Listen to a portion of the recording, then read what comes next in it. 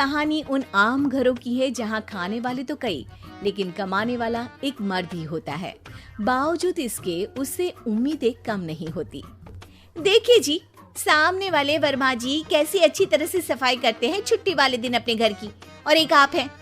अरे यार, उनके पास कार है, ऑफिस पास में है और हफ्ते में 2 दिन की छुट्टी होती है, तो फर्क तो पड़ता है ना।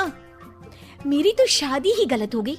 अरे कोई मस्त लड़का मिलता, कमाता भी, घुमाता भी, घर के कामों में भी मदद करता, लेकिन नहीं जी, हमारे वाले को तो कमाने से फुर्सत ही नहीं, और कमाई भी ऐसी कि कोई जरूरत पूरी ही नहीं हो रही है। सुनील बेचारा शीना को देखकर सोचता है कि शीना सही कह रही है।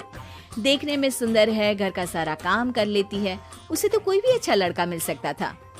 क्या सोच रहे हैं? भागने का इरादा तो नहीं है? अरे नहीं मेरी प्यारी बीबी, मैं तो नहीं, पर डर है कि तुम नहीं कहीं भाग जाओ मुझे छोड़कर।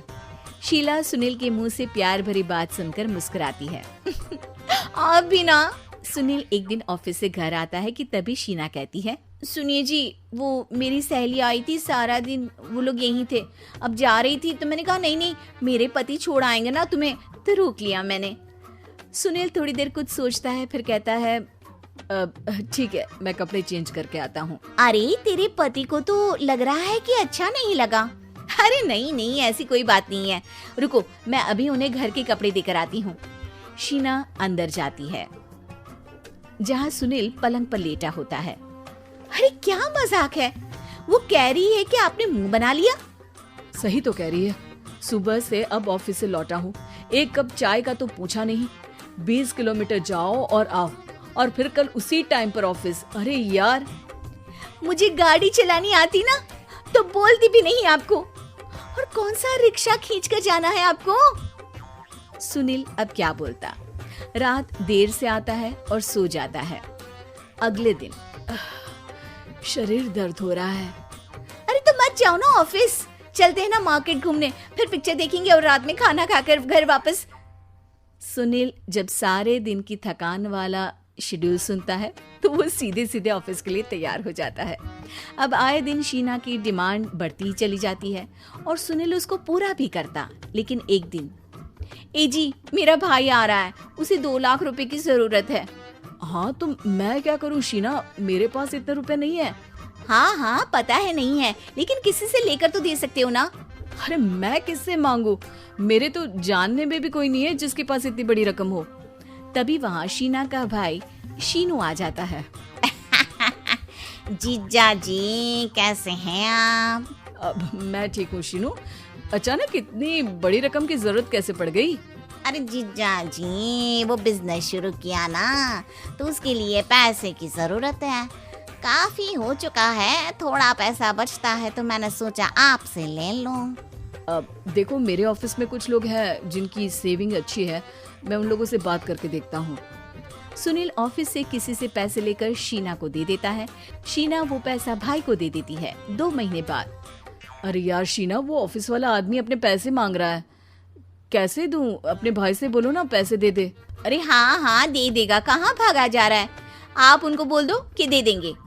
थोड़े दिन बाद, शीना, वो आदमी मुझसे आज भी पैसे मांग रहा था यार, मैं तंग आ गया हूँ, ऑफिस जाते ही सामने उसका चेहरा दिखता है, क्या बोलूं, बार बार पैसे मांगता है।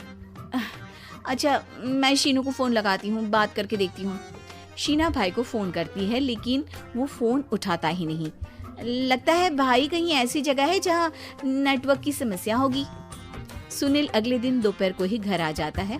उसका चेहरा उतरा और परेशान सा होता है। वो रोने लगता है। अरे क्या हुआ जी, आप इतना परेशान क्यों हैं? सब ठीक तो है ना? अरे नहीं शीना, कुछ ठीक नहीं है, मैं ठीक नहीं हूँ। तुम्हारे भाई के लिए मैंने जो पैसे लिए थे, उस आदमी ने आज भरे ऑफिस में सबके सामने मेरी बेइज्जती कर दी। सबके सामने आज मैं कर्जदार बनकर खड़ा था। मैंने हर वो प्रयास किया घर चलाने के लिए जो मैं कर सकता था, लेकिन अब नहीं होगा। वो फिर रोने लगता है। अरे आप तो औरतों की तरह रो रहे हैं, मर्द हैं आप। क्यों, आदमी के सीने में दिल नहीं होता, या फिर वो इंसान नहीं मशीन होता है? अरे मैं थक चुका हूँ शीना, तुम समझती क्यों नहीं? मैं भी शारीरिक और मानसिक रूप से थकता हूँ, मैं भी आराम करना चाहता हूँ, सुकून चाहता हूँ। मैं अब कुछ नहीं कर सकता। कुछ नहीं। वो बैठ जाता है। शीना पति को हैरान परेशान देखकर चुप हो जाती है। अगले दिन, सुनिए, ये लीजिए 2 लाख रुपए, उस आदमी को दे दीजिए और बोल दीजिए कि आज के बाद किसी को पैसे के लिए बेइज्जत ना करे। सुनील पैसे देखकर राहत की सांस लेता है। अरे शीना, तुमने तो मेरा बहुत बड़ा काम कर दिया। अब मैं शान से ऑफिस जा सकता हूँ। लेकिन ये पैसे आए कहाँ से? ये पैसे मैंने अपने गहनों को गिरवी रख कर लिया है। तुम ठीक रहो, निश्चिंत रहो, मैं बस यही चाहती हूँ। मुझे माफ करना, पर अब मैं समझ चुकी हूँ कि मर्द को भी दर्द होता है।